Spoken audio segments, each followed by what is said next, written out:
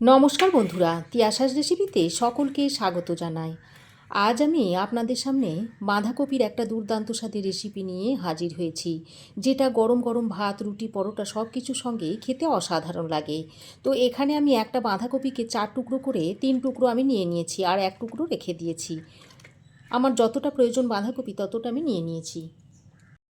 এবার আমি একটা প্রেসার কুকার নিয়েছি।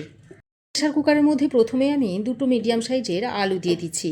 আমি রেসিপিটাতে আলু ব্যবহার করব, তবে আপনারা চাইলে নাও দিতে পারেন। তারপর দিয়ে দিচ্ছি কেটে রাখা বাঁধাকপিগুলো।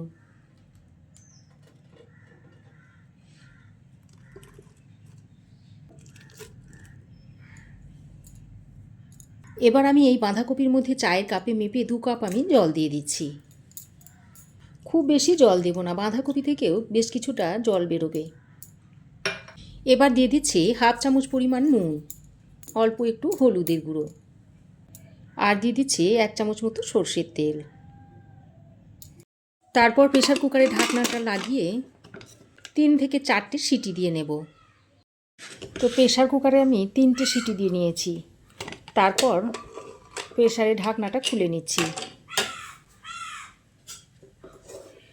আর দেখুন, বাঁধাকপি খুব সুন্দরভাবে সেদ্ধ হয়ে গেছে, আলু খুব ভালোভাবে সেদ্ধ হয়ে গেছে দেখুন। আর বাঁধাকপি থেকেও বেশ কিছুটা জল ছেড়ে দিয়েছে। এবার আমি একটা স্ট্রেনারের উপরে এই সেদ্ধ করে রাখা বাঁধাকপি আর আলুটাকে ঢেলে নিচ্ছি। তো দেখুন, এক্সট্রা জলটা বেরিয়ে গেছে। এবার এটাকে আমি হালকা একটু ঠান্ডা করে নেব।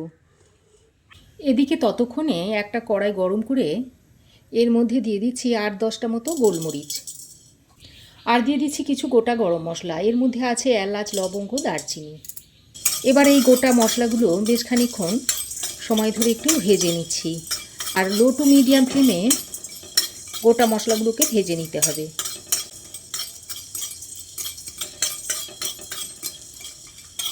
গোটা গরম মশলাগুলোকে লো টু মিডিয়াম ফ্লেমে বেশ খানিকক্ষণ ভেজে নেওয়ার পর এবার আমি এর মধ্যে দিয়ে দিচ্ছি 1 চামচ মতো গোটা জিরে।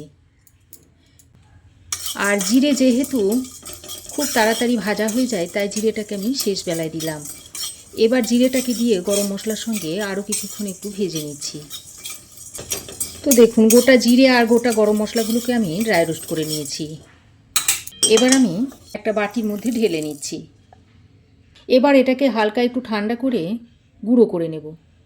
এদিকে দেখুন, বাঁধাকপি, আলু হালকা ঠান্ডা হয়ে গেছে।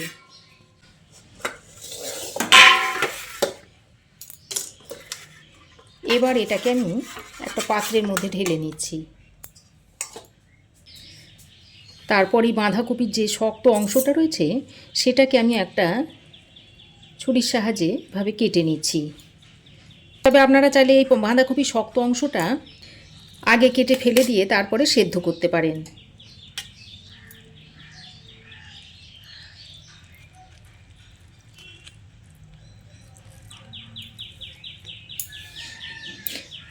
এবার আমি এগুলোকে এইভাবে একটু ছুরির সাহায্যে কেটে নিচ্ছি।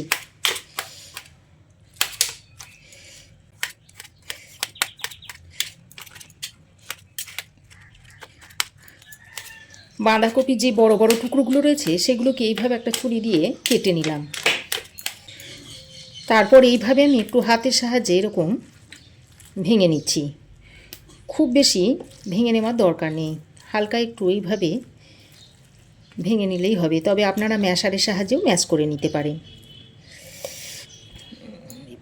দেখুন, আলু বাঁধাকপি আমি হাতের সাহায্যে এইভাবে একটু ছোট ছোট করে টুকরো করে নিয়েছি। এবার এটাকে এক সাইডে সরিয়ে রেখে দিচ্ছি।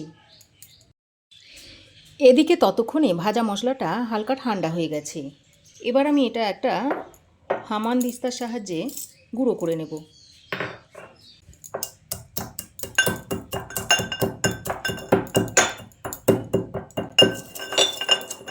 আপনারা চাইলে মিক্সিতে বা শিলেও গুঁড়ো করে নিতে পারেন।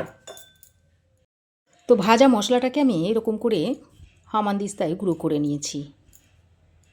এবার আমি একটা কড়াই গরম করে দিয়ে দিচ্ছি 2 চামচ মতো সর্ষের তেল। তেলটা একটু গরম করে নিয়ে এর মধ্যে একটা তেজপাতাকে দু টুকরো করে দিয়ে দিলাম, আর একটা শুকনো লঙ্কা দিয়ে দিলাম, আর দিয়ে দিচ্ছি হাফ চামচ মতো গোটা জিরে। তারপর ফোড়নটাকে কয়েক সেকেন্ড ভেজে নিচ্ছি। ফোড়ন কয়েক সেকেন্ড ভেজে নিয়ে এবার আমি একটা মিডিয়াম সাইজের টমেটোকে 4 টুকরো করে দিয়ে দিলাম। টমেটোটাকে দিয়ে তেলের সঙ্গে ভালো করে নেড়ে চেড়ে খানিকক্ষণ ভেজে নেব। টমেটোটা নরম হয়ে আসা পর্যন্ত ভেজে নেব। এই পর্যায়ে আমি এই তরকারির বাকি নুনটাও এখানে দিয়ে দিচ্ছি, আর দিয়ে দিচ্ছি হাফ চামচ মতো হলুদ গুঁড়ো, আর লঙ্কার গুঁড়ো দিয়ে দিচ্ছি হাফ চামচ মতো। এবার মশলাগুলো দিয়ে টমেটোর সঙ্গে আরও কিছুক্ষণ ভেজে নিচ্ছি। আর টমেটো দেখুন বেশ অনেকটাই নরম হয়ে এসেছে। এইভাবে খুন্তির সাহায্যে একটু এরকম কেটে কেটে দিচ্ছি।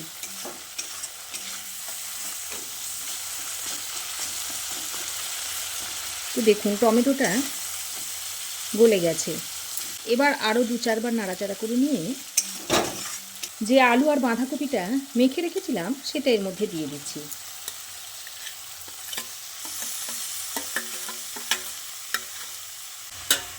যাতে সবজিগুলো নিচে লেগে না যায় তাই প্লেটটা ধুয়ে অল্প পরিমাণে একটু জল দিয়ে দিয়েছি। এবার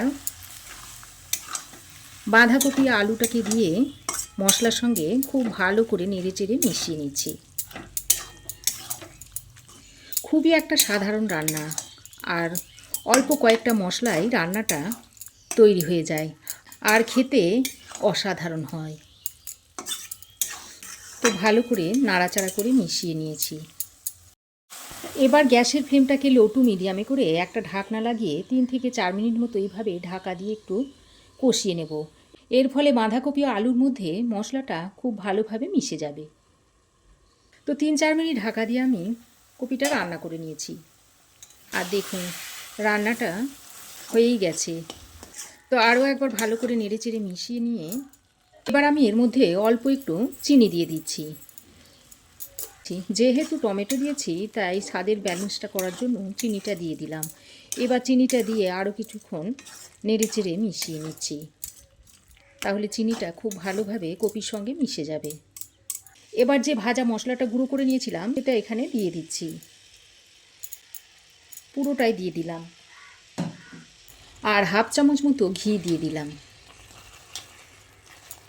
তবে আপনারা চাইলেন এখানে ঘিটা না দিয়ে ধনেপাতাও দিয়ে দিতে পারেন। তো গুঁড়ো মশলা আর ঘিটা দিয়ে আবারও সব কিছুকে একসঙ্গে ভালো করে নেড়ে চেড়ে মিশিয়ে নিচ্ছি। তো দেখুন ভালো করে নেড়ে চেড়ে মিশিয়ে নিয়েছি।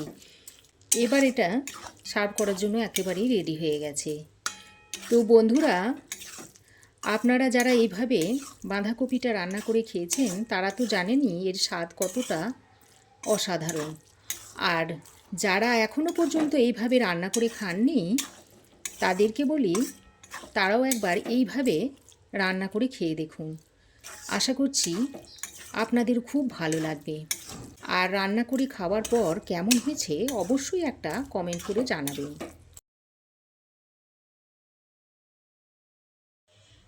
এবার এই নিরামিষ কপির তরকারিটা একটা প্লেটে সার্ভ করে দিচ্ছি।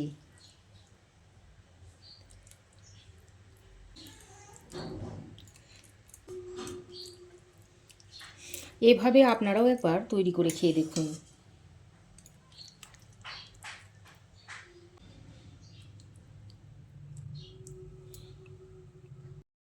তো বন্ধুরা, আমার এই আজকের দুর্দান্ত স্বাদের নিরামিষ বাঁধাকপি রেসিপি আপনাদের কেমন লাগলো অবশ্যই একটা কমেন্ট করে জানাবেন। ভালো লাগলে একটা লাইক ও শেয়ার করবেন। পাশে থাকা বেল আইকনটাও অবশ্যই প্রেস করে দেবেন। আর আমার চ্যানেলে যদি নতুন হয়ে থাকেন তো প্লিজ চ্যানেলটাকে সাবস্ক্রাইব করার অনুরোধ রইল। আজ এ পর্যন্তই। আবার দেখা হবে নতুন কোনো রেসিপি নিয়ে নেক্সট এপিসোডে। সে পর্যন্ত ভালো থাকবেন, সুস্থ থাকবেন। ধন্যবাদ।